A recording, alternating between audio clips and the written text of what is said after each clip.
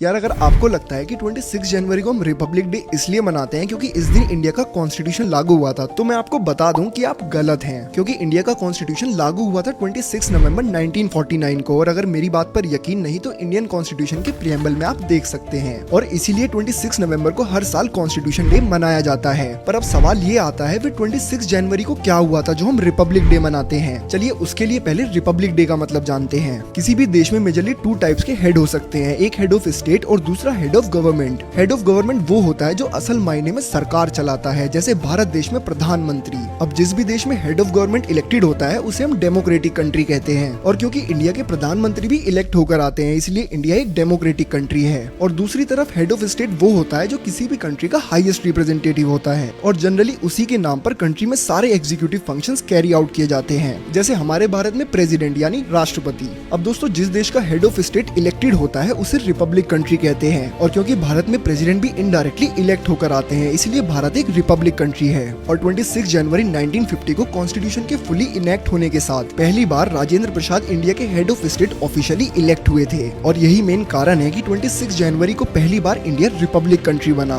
और जिसने जन्म दिया इंडिया के रिपब्लिक डे को। तो दोस्तों ऐसी ही इंटरेस्टिंग और इन्फॉर्मेटिव वीडियोस को देखने के लिए फॉलो करें व्यू मीडिया को।